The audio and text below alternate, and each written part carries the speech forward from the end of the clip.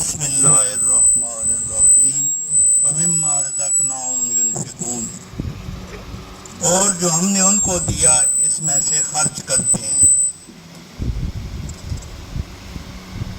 میں نے پہلے بیان کیا ہے کہ اللہ تعالیٰ نے قرآن پاک میں فرمایا ہے کہ یہ وہ کتاب ہے جس میں کوئی شک نہیں، اور یہ ہدایت ہے متقین کے لیے، یعنی ان لوگوں کے لیے جو اللہ تعالیٰ سے ڈرتے ہیں، جن کے دل میں اللہ تعالیٰ کا خوف ہے۔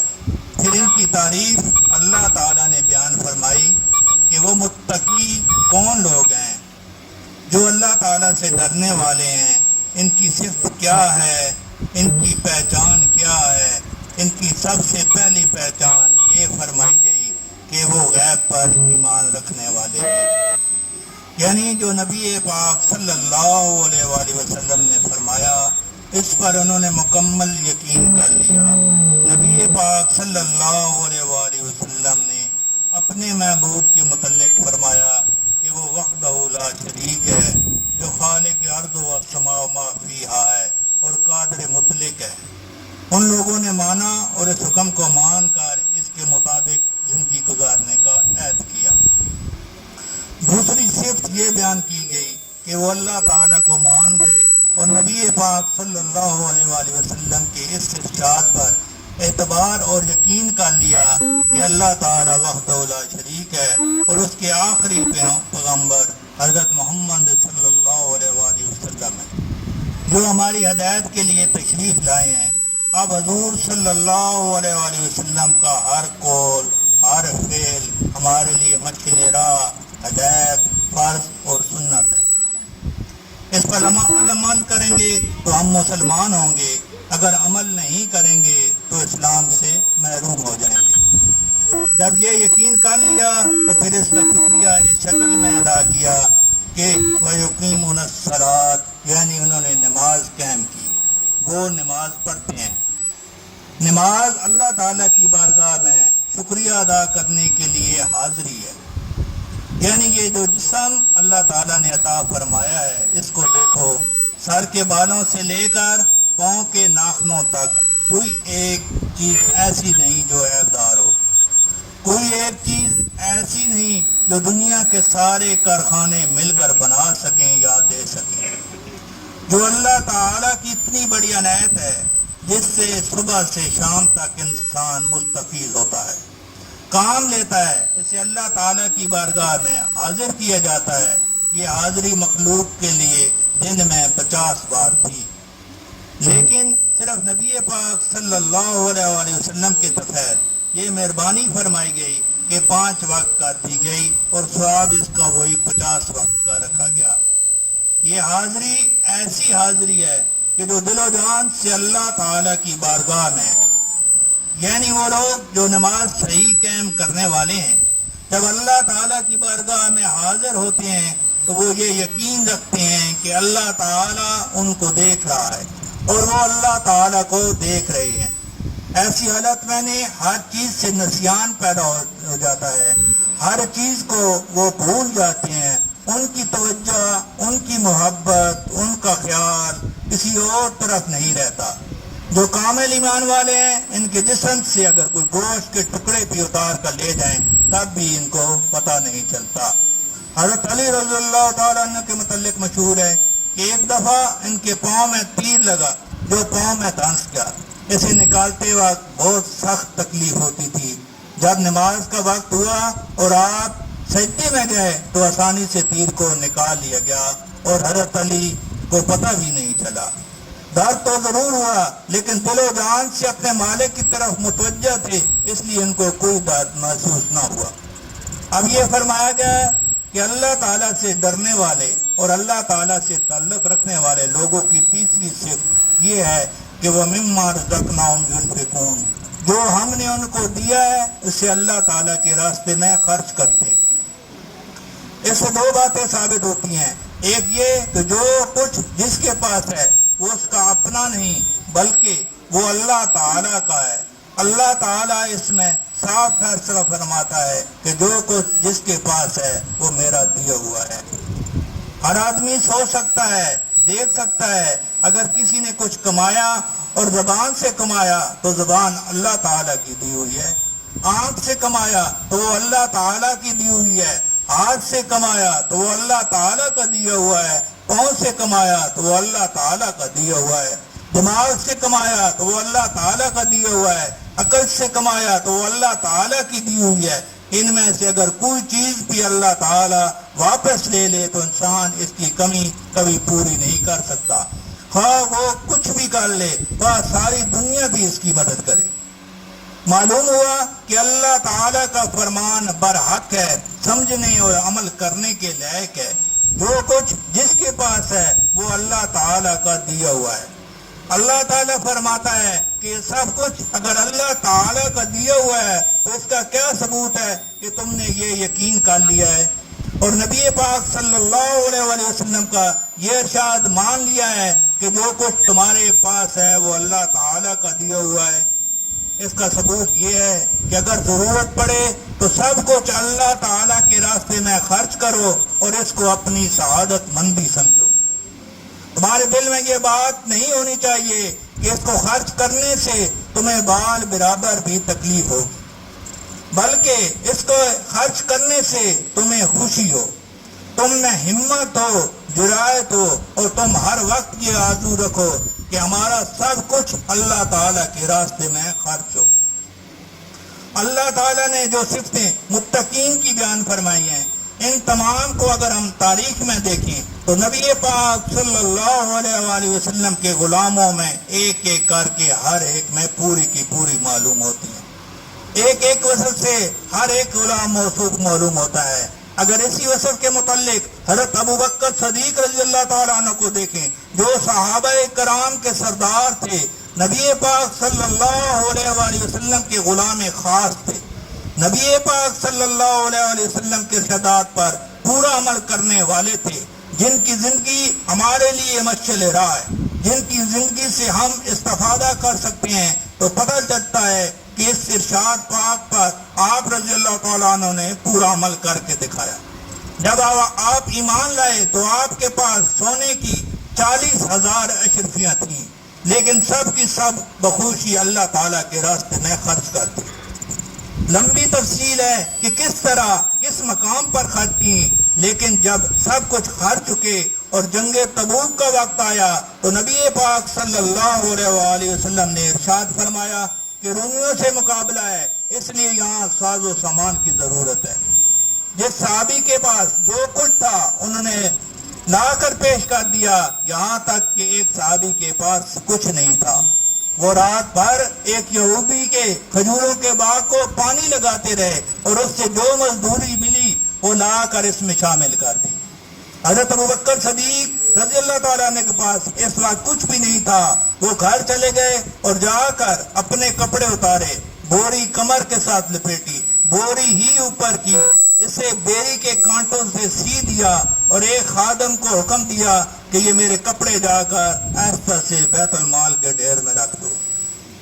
جب وہی نازل ہوئی حضرت جبریل علیہ السلام تو رسول پاک صلی اللہ علیہ وسلم نے دیکھا کہ جبریل علیہ السلام نے بوری پہنی ہوئی ہے، اوپر بھی بوری کی ہوئی ہے اور کانٹوں سے سی ہوئی ہے۔ حضور صلی اللہ علیہ وسلم نے پوچھا کہ جبرائیل آج یہ کیسا لباس پہن کر آئے ہو؟ عرض کی یا رسول اللہ صلی اللہ علیہ وسلم، آج اللہ تعالیٰ کا حکم ہے کہ تمام ساکنین عرش اسی لباس میں رہیں، کیونکہ ابو بکر رضی اللہ تعالیٰ عنہ کا یہ لباس ہے۔ یعنی جن لوگوں نے اللہ تعالیٰ کے راستے میں اس طرح قربانی دی اور اللہ تعالیٰ کے ارشاد پر عمل کیا، انہیں اللہ تعالیٰ نے بھی بہت بڑے اعزاز سے نوازا، فرش پر بھی اور عرش پر بھی۔ حضرت عثمان رضی اللہ تعالیٰ عنہ کے پاس جتنی دولت تھی وہ ساری کی ساری دے کر مدینے میں بحر روم خرید کر رسول پاک صلی اللہ علیہ وسلم کی خدمت میں حاضر کر دیا۔ اللہ تعالیٰ کی عنایت سے پھر غنی ہو گئے۔ اسی جنگ تبوک میں 900 اونٹ ما ساز و سامان پیش کیے اور حضور صلی اللہ علیہ وسلم کے قدموں میں اشرفیوں کا ڈھیر لگا دیا۔ بخاری کی حدیث ہے کہ نبی پاک صلی اللہ علیہ وسلم اس قربانی کو دیکھ کر اتنے خوش ہوئے کہ صحابہ کرام کہتے ہیں کہ حضور صلی اللہ علیہ وسلم کا چہرہ مبارک خوشی سے چاند کی طرح چمک رہا تھا اور اپنے ہاتھوں سے وہ شرفیوں کو کبھی دائیں طرف کرتے کبھی بائیں طرف کرتے جاتے تھے اور فرما رہے تھے کہ عثمان کے اگلے اور پچھلے سارے گناہ معاف ہو گئے۔ یہ اللہ تعالیٰ کے راستے میں قربانی کا صلہ تھا۔ حضرت ابو عبداللہ الحارث رازی کہتے ہیں کہ پہلے زمانے میں ایک نبی علیہ السلام کو وحی ہوئی کہ اللہ تعالیٰ فرما رہا ہے کہ آپ کی کرامت میں سے فلاں شخص کی نصف زندگی دولت مندی کی ہوگی اور نصف غربت کی۔ اسے پوچھ لیں کہ وہ کون سے پہلے پسند کرتا ہے۔ اس نبی علیہ السلام نے اپنی امتی کو بلایا اور فرمایا کہ بتاؤ تم کون سی زندگی اب چاہتے ہو؟ اس نے کہا میں اپنی بیوی سے مشورہ کر کے آتا ہوں پھر عرض کروں گا۔ وہ گھر چلا گیا اور بیوی کو جا کر بتایا۔ اس نے کہا پہلی زندگی دولت مندی کی مانگو۔ اس نے کہا اگر پہلی زندگی دولت مندی کی مانگی تو آخری زندگی غربت گزارنا بہت مشکل ہو جائے گی۔ بیوی نے کہا نہیں میں جو کہہ رہی ہوں وہ مانو۔ چنانچہ اس نے آ کر نبی علیہ السلام کی خدمت میں عرض کی پہلی زندگی دولت کی ہو اور دوسری بے شک غربت کی ہو۔ چنانچہ اسے دولت عطا کی گئی۔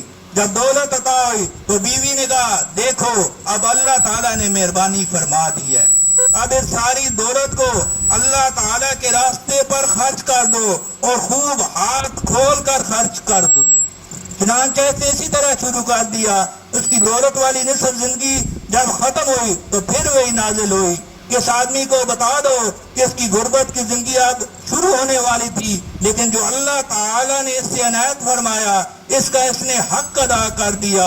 اللہ تعالیٰ نے اب یہ اعزاز بخشا ہے کہ باقی زندگی اس کی پہلے سے بھی بہتر گزرے گی۔ حاضرین مجلس، یہ سب بتانے کا مقصد یہ ہے کہ اللہ تعالیٰ اور اس کے رسول صلی اللہ علیہ وآلہ وسلم کا ارشاد بیان کرنے کا مقصد یہ ہے کہ ہر آدمی اپنے دل کو ٹٹول کر دیکھ سکتا ہے کہ وہ کس طرح اللہ تعالیٰ کی بارگاہ میں ہر وقت حاضر رہ سکتا ہے۔ کتنی محبتیں، خوف، ضرورتیں اور مشکلات اسے ہر وقت اصلاحاتی ورغلاتی اور مجبور کرتی ہیں۔ خواہ کتنی بھی کوشش کر لے لیکن اس کے دل میں ایک ایسا طوفان ہوتا ہے جو ان تمام نظریات سے ٹکراتا ہے اور پھر اسے دنیا کی طرف راغب کرتا ہے۔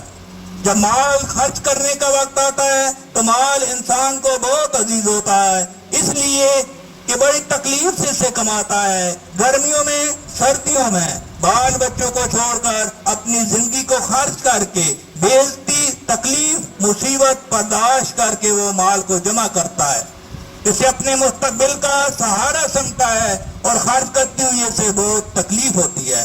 لیکن دیکھنے میں آیا کہ رسول صلی اللہ علیہ وآلہ وسلم کے غلام ایسے تھے کہ سب کچھ خرچ کر کے اپنی جانیں اللہ تعالیٰ کے راستے میں پیش کر کے انہیں بہت خوشی، سرور، اطمینان اور کیف حاصل ہوتا تھا۔ اس کی کیا وجہ ہے؟ کیوں نہ وہ زندگی اختیار کی جائے جو رسول اللہ صلی اللہ علیہ وآلہ وسلم کے غلاموں کو دی۔ اللہ تعالیٰ کا ارشاد بھی پورا ہو اور اس طریقے سے ارشاد پورا ہو کہ انسان کو سرور، کیف، اطمینان اور خوشی حاصل ہو بجائے دکھ، مصیبت، تکلیف اور مشکلات کے۔ یہ وجہ سمجھنے سے انسان اچھی زندگی گزار سکتا ہے۔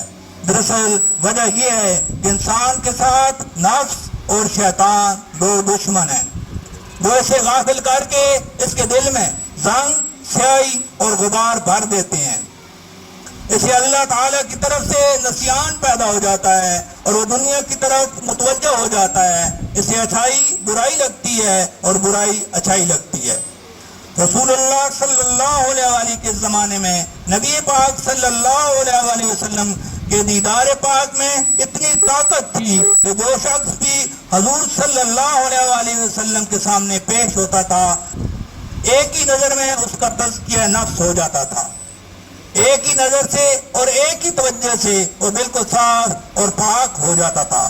اس کے دل میں کوئی زنگ اور کوئی غبار نہیں رہتا تھا، وہ نور علی نور ہو جاتا تھا، اس لیے اسے نور سے محبت ہو جاتی تھی اور وہ اللہ تعالیٰ کے راستے میں جان، مال، ہر چیز خرچ کرنا اپنی خوشی اور سعادت سمجھتا تھا۔ اب اللہ تعالیٰ نے اپنے بندوں کے لیے نبی پاک صلی اللہ علیہ وسلم کے ذریعے قیامت تک کے لیے اپنی یاد عطا فرمائی کہ لوگوں تمہارے دو دشمن ہیں، نفس اور شیطان. جب تم پر یہ حملہ کریں گے تو تمہیں بھی اللہ تعالیٰ نے خالی نہیں چھوڑا.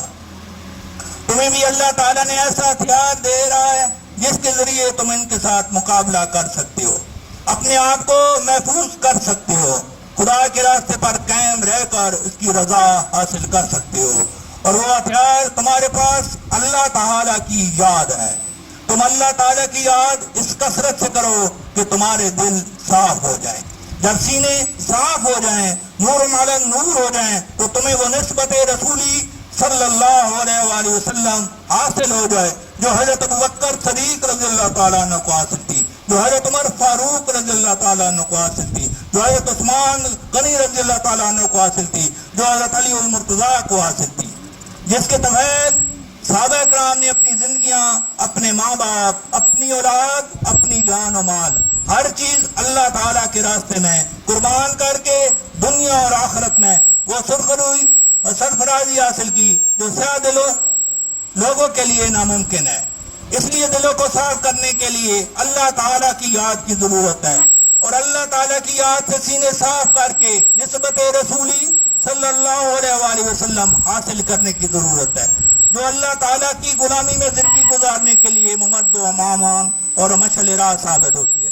یہی اس محفل کی غرض و غایت ہے کہ جو لوگ اللہ تعالیٰ اور رسول صلی اللہ علیہ وآلہ وسلم کی محبت چاہتے ہیں وہ مل کر اللہ تعالیٰ کی یاد اس کثرت سے کریں کہ ان کے دل صاف ہو جائیں، نور علی نور ہو جائیں، یہاں سے نسبت رسولی کی دولت لے کر واپس جائیں. جہاں بھی جائیں اللہ تعالیٰ انہیں سرخ رو اور سرفراز رکھے، ساری کائنات ان کی تابع دار ہو، اور ان کے دل میں جو آئے اللہ تعالیٰ اسے پورا فرمائے. اسی یقین کے ساتھ ہم ابھی اولاد نذیریہ کی محفل شروع کریں گے. تو آج اللہ تعالیٰ کے راستے میں خرچ کرنے کی بات ہوئی تو حضور پیر صاحب نے بڑی تفصیل سے بڑے اچھے طریقے سے بتایا. تو یہاں ہی آپ کی یہ مسجد تعمیر ہو رہی ہے، مسجد میں خرچ کرنا، اللہ تعالیٰ کے راستے میں خرچ کرنا. یہ مسجد جب تک قائم رہے گی سب کو ثواب ملتا رہے گا. تو تمام دوستوں سے گزارش ہے کہ اس مسجد کی تعمیر میں بڑھ چڑھ کر حصہ لیں تاکہ سب پہ خصوصی کرم ہو. اور اس کا حضور پیر صاحب نے جو اس کی وجہ بتائی ہے کہ دل کب کرے گا جب اللہ کے راستے میں خرچ کرنے کو، دل اس وقت کرے گا کہ جب ہمارے سینے صاف ہوں گے. اور ہمارے سینے کس طرح صاف ہوں گے؟ ہمارے سینے صرف اور صرف اللہ تعالیٰ کے ذکر سے صاف ہوں گے. اب اللہ تعالیٰ کا ذکر کریں گے، خشوع و خضوع کے ساتھ آپ نے اللہ کا ذکر کرنا ہے تاکہ ہمارے دلوں کی صحیح صفائی ہو جائے. درود ہی پڑھے سارے دوست.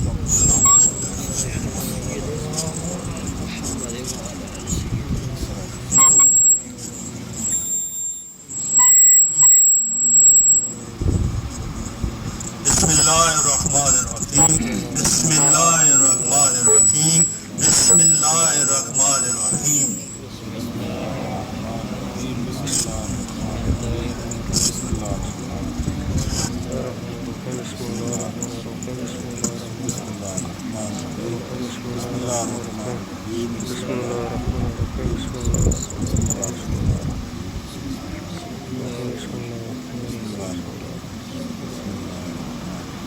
لا الہ الا اللہ، لا الہ الا اللہ محمد رسول اللہ. لا الہ لا الہ الا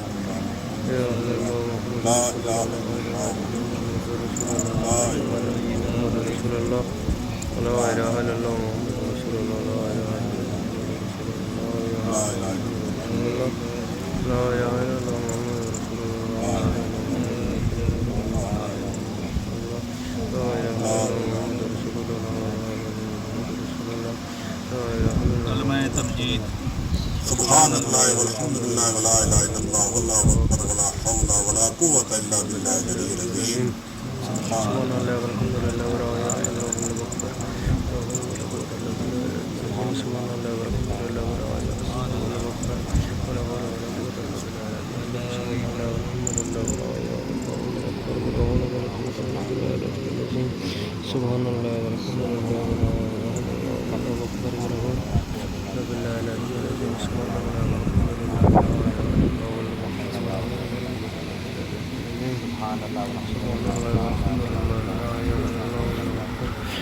حول ولا قوۃ الا باللہ. سبحان اللہ والحمد للہ ولا الہ الا اللہ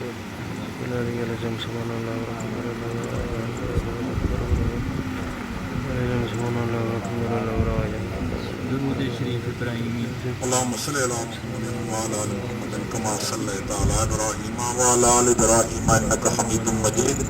اللهم بارك على محمد وعلى ال محمد كما باركت على ابراهيم وعلى ال ابراهيم انك حميد مجيد.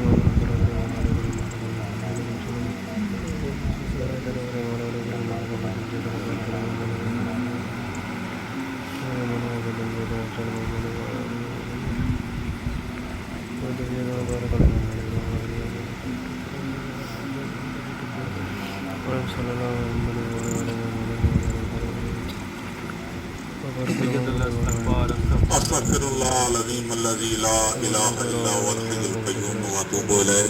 استغفر الله العظيم الذي لا اله الا هو الحي القيوم واتوب اليه.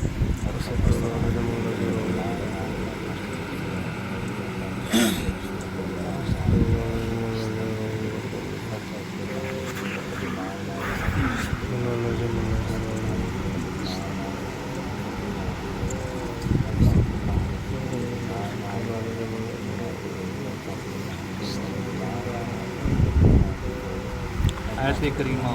لا الہ الا انت سبحانک انی کنت من الظالمین. لا الہ الا انت سبحانک انی کنت من الظالمین.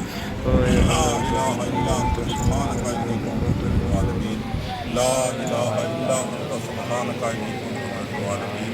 لا الہ الا انت سبحانک انی کنت من الظالمین.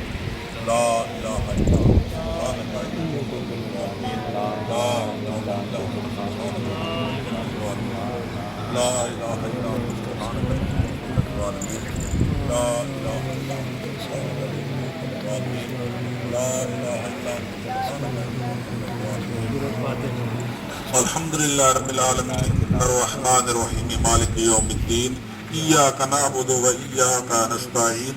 اهدنا الصراط المستقیم صراط الذین انعمت علیہم غیر المغضوب علیہم ولا الضالین آمین.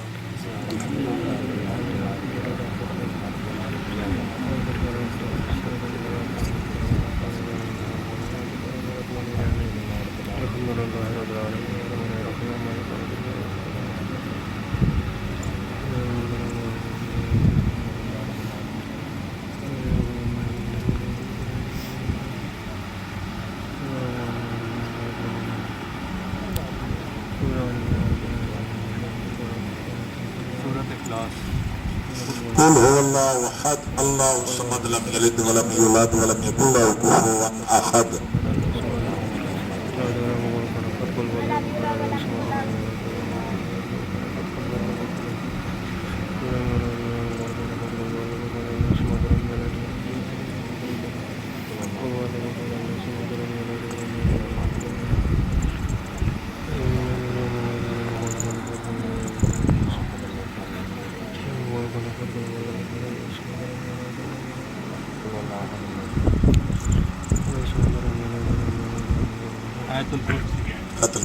الله لا اله الا هو الحي القيوم لا تأخذه سنة ولا نوم له ما في السماوات وما في الارض من ذا الذي يشفع عنده الا باذنه يعلم ما بين ايديهم وما خلفهم ولا يحيطون بشيء من علمه الا بما شاء وسع كرسيه السماوات والارض ولا يؤوده حفظهما وهو العلي العظيم.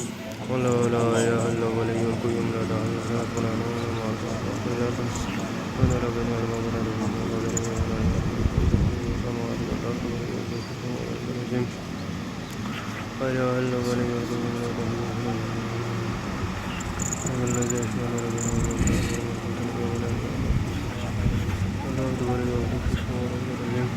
ولا يحل ولا يقيم لا تعبد ولا نعمل ما أسأل كل أرض ولا البطن ولا السماوات والأرض ولا الله لا يحل ولا يقيم لا تعبد سنة ولا نعمل ما أسأل كل الأرض من الذي يشفع من بلا بإذنه ومغفرة لكم لا يكفر لكم من علمه إلا ما شاء وسع كرسيه السماوات والأرض ولا يؤوده السماء والأرض الله لا إله إلا هو الحي القيوم لا تأخذه سنة ولا نوم له ما في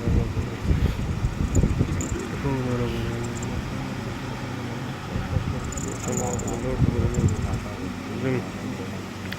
ولا لا إله إلا هو الحي القيوم لا تأخذه سنة ولا نوم